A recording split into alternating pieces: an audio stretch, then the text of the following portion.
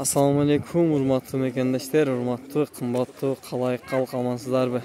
Туугандар, бүгүн 17 июль, Жалал Абад областы, Токтогул району, Үштерек айылы уйнум.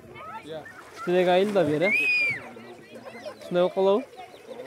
Үштерек көлү болуп калабы же, эмне деп айтылат? Токтогул көлү, Токтогул көлүндөбүз туугандар.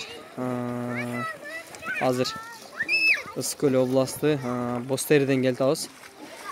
Чолпонтода да болдук, Бостерде да болдук туугандар. Ошону мындай мен өзүмдүн ой пикирим айта кетким келди элге.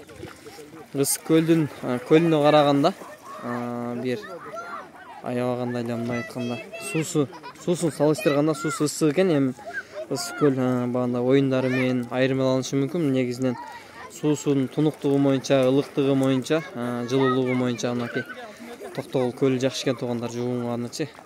Ушундай туугандар.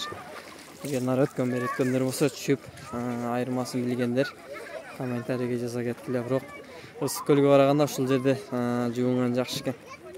Мынакей азыр беркиндей матат немелер болбосо дагы мындай эмелер алып келип коюптур. Ай салганы. Кеттик мынакей. Да каласа ушинтип кайра Жалал Абадка жолго чыгып атабыз. Мына кеңге. Ушундай туугандар.